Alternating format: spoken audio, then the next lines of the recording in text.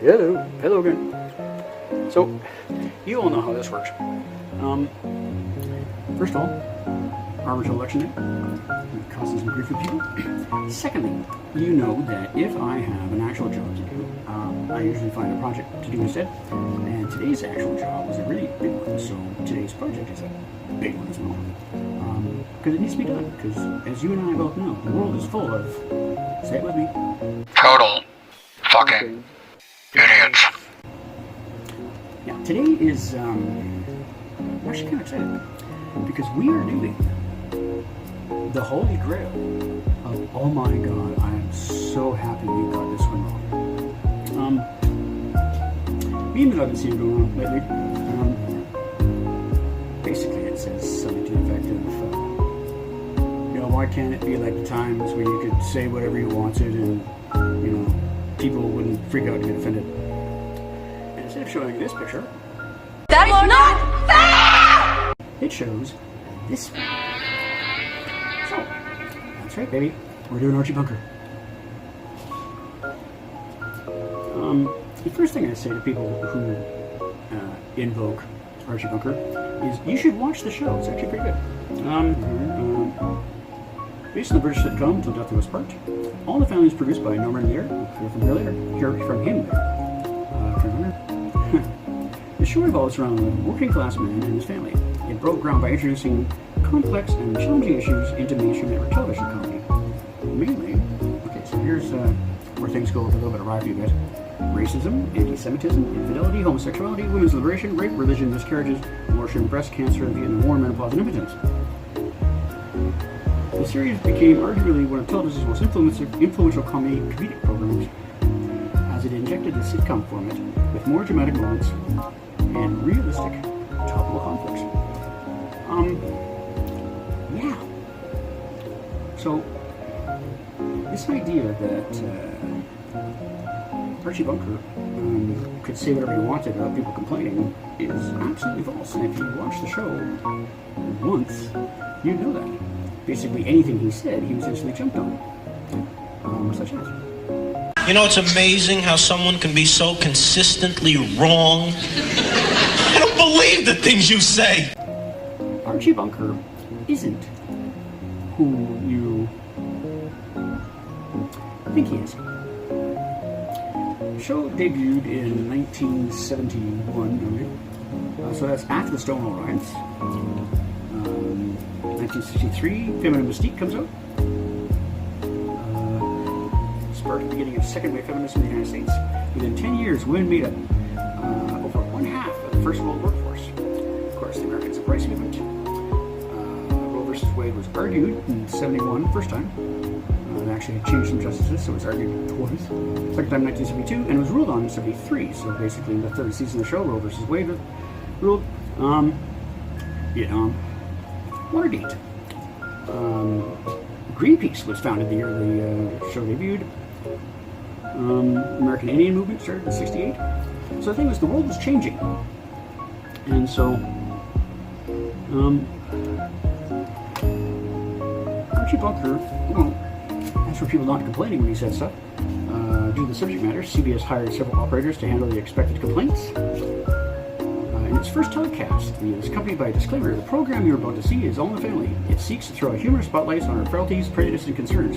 By making them a source of laughter, we hope to show, in a mature fashion, just how absurd they are. Instead of me telling you why it's funny that you guys think that Archie Bunker is some kind of hero, I'm going to let Norman Lear do it.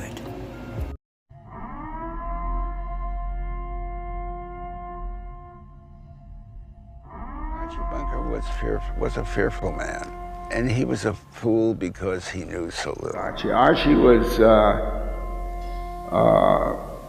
he was afraid of tomorrow. He was afraid of progress. Things had been moving too fast for him. Having grown up in communities where he never saw a black person, a black family moving in next door was anathema to him. I mean, the world was falling apart. And so he came out of that kind of fear So is he somebody we sympathize with and somebody who is educable? Educable is a key word because I think one of the greatest problems in our culture is we don't have enough politicians who... Well, I didn't have a period after that.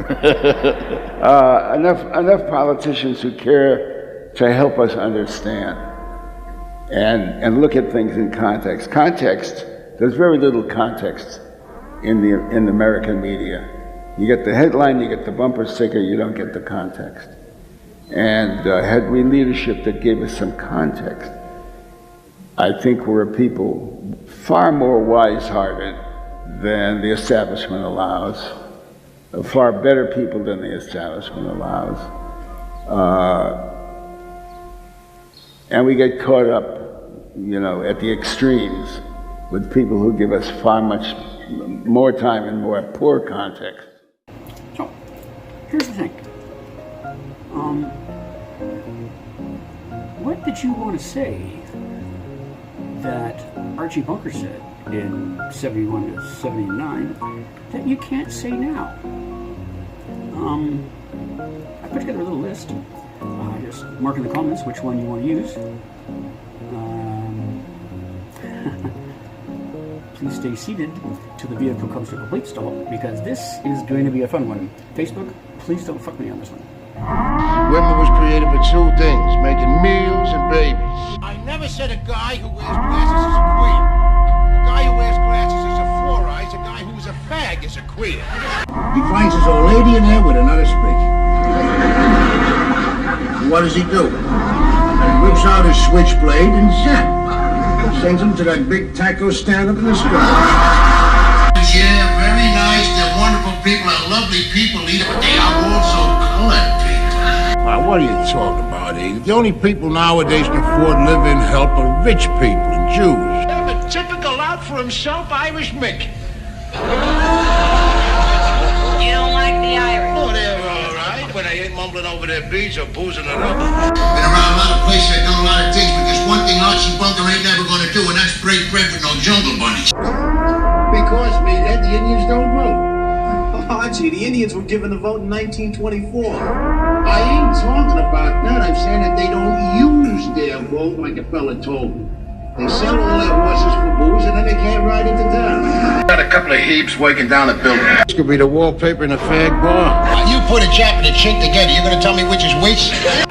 For your information, England is a fag country.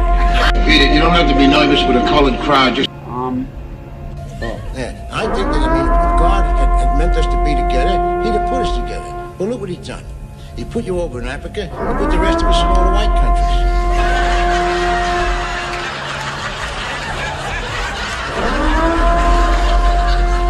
Well, you must have told him where we were, because somebody came and got it.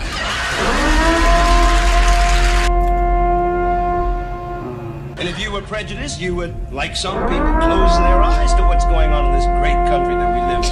But not you, Archie. Your eyes are wide open. You can tell the difference between black and white. And I have a deep-rooted feeling that you'll always be able to tell the difference between black and white. And if you were prejudiced, you'd walk around thinking that you're better than anybody else in the world. But I can honestly say, having spent these marvelous moments with you, you ain't better than anybody.